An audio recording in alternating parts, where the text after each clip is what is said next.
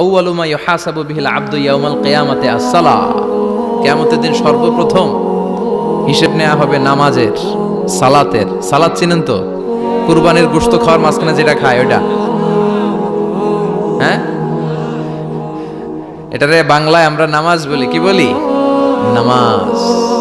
বিশ্বনবী ইন্তেকাল করবেন, রূহ বের হয়ে যাচ্ছে, দুই তিনটা শব্দ বললেন, এর মধ্যে একটা ছিল সালাত। সালাত, উম্মতেরা নামাজ, নামাজ, নামাজ ছেড়ে দিও না। আমা মালাকাত ঈমানুহুম। মানুষ ইন্তেকালের আগে শ্বাস বের হয়ে যাচ্ছে, রূহ চলে যাচ্ছে, ওই মুহূর্তে কি জরুরি কথা বলে নাকি ফালতু কথা বলে? সবচেয়ে জরুরি কথাটাই তখন সে বলে যায়, ঠিক কিনা? কথা বলেন। বিষ্ণু বলেছিলেন নামাজ। ওমরে ফারুক,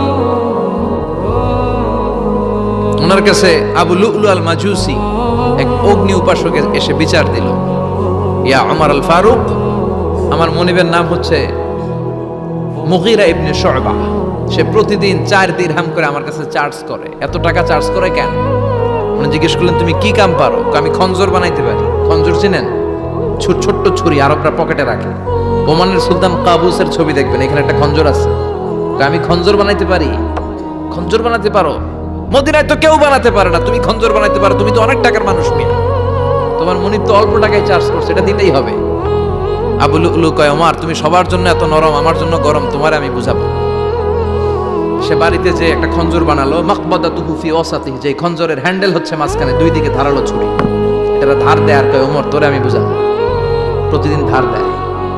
সাইয়েদনা ওমরে ফারুক মসজিদে নববীর ইমাম, ওয়া কানু ইউসাল্লুনা বিখালাস, তখন ওনারা অন্ধকারে নামাজ পড়তেন আউয়াল ওয়াক্তে। আমরা তো দেরি করে পড়ি, সুন্নাহ অনুযায়ী আগে আগে পড়া ভালো। আপনি মসজিদুল হারামে গেলে দেখবেন যে কত আগে ফজর পড়ে, ফজরের 1-1.5 ঘন্টা পরে সূর্য ওঠে, ঠিক কিনা?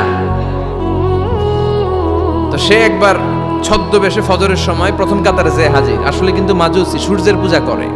খঞ্জরটা নিয়ে এসে দাঁড়ালেন। ওমরে ফারুক ফজরের সময় ঢুকলেন, বললেন আকিমিস সালাহ, একামত দাও। একামত দেয়া হলো। ওমরে ফারুক আল্লাহু আকবার বলে অন্ধকারে ফজরের সালাত শুরু করলেন। প্রথম রাকাত যখন পড়ে ফেললেন, রুকুতে যাবে, ইন দ্য মিন টাইম সে খঞ্জর বের করে ওমরে ফারুককে 3টা স্টেবিং করেছে। একটা নাভিতে মারার সাথে সাথে নাভিটা কেটে গেল, আর একটা এই পাশে পাজরে, আর একটা পেটের মাঝখানে, পেটও কেটে গেল। ওমর ফারুক বললেন, কাতালানি আল কালব, এক কুকুর আমারে মেরে ফেলেছে। ওমর ফারুককে পিছনে নিয়ে যাওয়া হলো। আব্দুর রহমান ইবনে আউফকে টেনে ইমামতির জায়গায় নেওয়া হলো। আর সে কাতারের মাঝখান দিয়ে খঞ্জর ঘুরাতে ঘুরাতে আগাতে লাগলো। ওর খঞ্জরের আঘাতে 7 থেকে 8 জন সাহাবী স্পট ডেথ, জায়গায় শেষ। ওমর ফারুক বেহুশ। ওমর ফারুক, ওনার মুখে দুধ দেয়, দুধ ওই নাভি দিয়ে বের হয়ে যায়। নাভিজ দেয়, নাভিজ পেট দিয়ে বের হয়ে যায়। রাষ্ট্রীয় চিকিৎসকরা বুঝতে পারলো উনি আর বাঁচবে না, বেহুশ। সবাই দাঁড়িয়ে আছে। কি হয় আমাদের আমিরুল মুমিনিনের? 10টি বছর তিনি অর্ধ পৃথিবীর শাসন করেছেন, ওনার ভয়ে বাঘে মহিষে এক ঘাটে পানি খেত। হুশ ফেরার পরে ওমর ফারুক বলেন, আমারে মারছে কে? আমার কি অবস্থা, বাঁচবো কিনা? আমার ছেলে আব্দুল্লাহ কোথায়? আব্দুর রহমান কোথায়? আমার বিবিরা কোথায়? কত সম্পদ আমার আছে, কোথায় গেলে ভালো চিকিৎসা পাওয়া যাবে? কিচ্ছু সে বলে না। হুশ ফিরার পরে ওমরে ফারুকের প্রথম প্রশ্নটা ছিল, আসল্লান্নাস, আসল্লান্নাস, আমার দায়িত্বে, আমার নেতৃত্বে যে ফজরের একটা নামাজ শুরু হয়েছিল, এটা কি ঠিক মতো শেষ হয়েছিল? আসল্লান্নাস, মানুষরা নামাজটা পড়ছিল, 1 রাকাতের দায়িত্ব পালন করতে পেরেছে, এরপর হুশ নাই।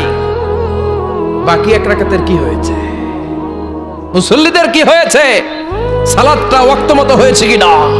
আসল্লান নাস, এটা ছিল ওমরে ফারুকের প্রশ্ন। সুবহানাল্লাহ কইবেন না? তাহলে এই সালাতের গুরুত্ব আছে না নাই? সর্বপ্রথম এই সালাতের ব্যাপারে in the day of judgement আমাদেরকে প্রশ্ন করবে কে? সালাত কায়েম করো, সালাত কায়েম করো, হবে সম্মানী তুমি, হবে জান্নাতি তুমি, হবে সম্মানী তুমি, হবে জান্নাতি তুমি। দিবে কাল হাসরে শীতল ছায়া হারশে আজিম, রব্বিয়াল আলা রব্বিয়াল আযীম, রাব্বিয়াল আলা রাব্বিয়াল আযীম সুবহানাল্লাহ পড়েন। এজন্য নামাজ নামাজ এই নামাজ যাতে মিস হয়ে না যায়। সব মিস হতে পারে, নামাজ মিস হতে পারে না। আল্লাহ তুমি বুঝার তৌফিক দান করো। পাপ নাই, গুনাহ করি